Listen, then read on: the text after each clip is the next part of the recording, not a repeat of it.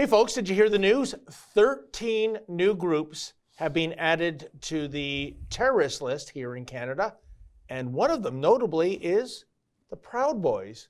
And with his thoughts on that, here is the boss himself, Ezra Levant. So what do you make of that, Ezra? The Proud Boys, but I believe the Islamic Revolutionary Guard, they're still considered moderates. They're not on the list yet.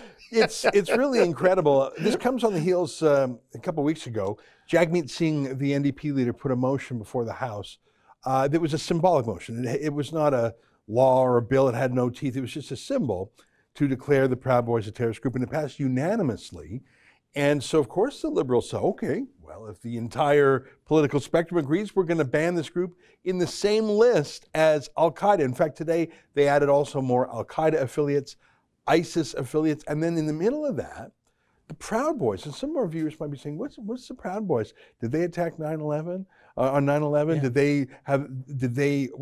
Was that the Millennium Bomber trying to blow up LAX? Was that the Via Rail? Was that the guy who shot his way into Parliament, killed Corporal Nathan Cirillo at the War Memorial and shot his way in? What's that all about? Yeah. No, Proud Boys is an invention of our former comedian commentator Gavin McInnes. It's sort of a rambunctious fraternity. Yeah. And it was never incorporated that I knew of, and it was never, like the Boy Scouts, you can't just say, I'm a Boy Scout. It's like a franchise, and there's a book, and you have to follow the rules, and they can kick you out, so it's controlled. The Proud Boys were never like that. So you had different people saying, I'm a Proud Boy, I'm a Proud Boy. Gavin was sort of the boss of the Proud Boys. In recent years, they have been called fascist, and they got into some fights with Antifa in New York, and they were prosecuted, and a couple of the Proud Boys were jailed.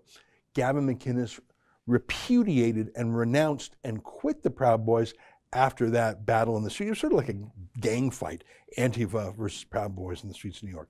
So when someone went to jail for a fight, it became really serious. Gavin McInnes disavowed it.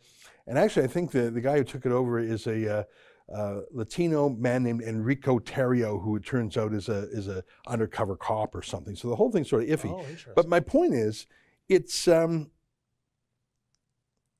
I don't know what information was used for calling it a terrorist group. As far as I know, it hasn't had any activities in Canada other than some Proud Boys meeting up for drinks or something. Yeah. There was at one time when 5 members of the Canadian Armed Forces, including an Aboriginal fella, a gay fella, like a real diverse group of guys, went to counter-protest in support of Sir John A. Macdonald or something in Halifax. I remember that, out east, yeah. And there was no violence. There was just a political protest from a mix of people saying, no, don't tear down. I think maybe it was a statue of someone else, but it was a statue that they wanted to knock down. So I think that's the only time the Proud Boys have actually ever done anything in Canada. And I remember a local Indian chief or Aboriginal leader saying, they didn't do anything wrong. Don't kick them out of the army. Just it wasn't a big deal. This was a local Aboriginal leader who said this. So I think what this is 2 things. I think it's Trudeau trying to cotton onto the Capitol Hill riots of a month ago and trying to Canadianize that. He's trying to impress his friends Kamala Harris and Joe Biden. Look, I'm banning them too. I'm so much more woke than you. But much more dangerously, he's trying to criminalize what was really a political fraternity. I'm not disputing that they had street battles in New York on one occasion at least. And there may have been individual Proud Boys who were in Capitol Hill. I don't know. Like I said, I don't think it's an incorporated entity. It's just anyone who sort of says, yeah, I'm one of them. But to call something, put it on the official terrorist list in Canada is an extremely serious step. Yeah.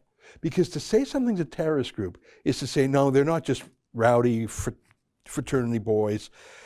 They're not just drunk guys who like to hang out and shoot the breeze. They are worse than Hell's Angels, worse than the Mafia, neither of which are on the terrorist list.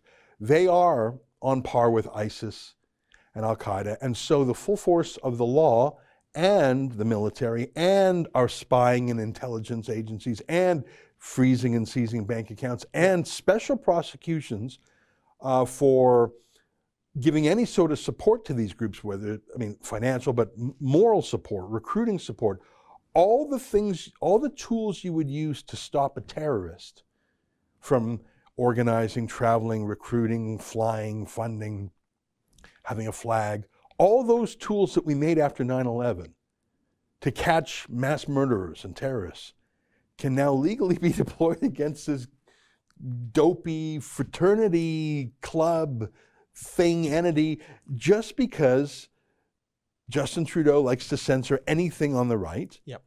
Not a single MP said, you know what, I'm all with denouncing the cause du jour, but to actually put this on the terrorist list, but not put real terrorist groups like Iran's terrorist group, yeah. I think we are in a bizarre world. And I'm not a proud boy. I mean, I know Gavin McInnes, the founder of it, and he renounced it and he got into some trouble because some of his followers fought with Antifa on the street. And I don't like fighting either way. But to turn that into a terrorist group, that is a danger because of what they can do to those folks. And I think it's opening the door to criminalizing any conservative opposition to the Liberals at all. That's an excerpt from my daily show, the Ezra Levant Show. Every day I do a monologue on the news of the day, then I interview an interesting guest, and then I read my hate mail. You gotta subscribe. Go to rebelnews.com.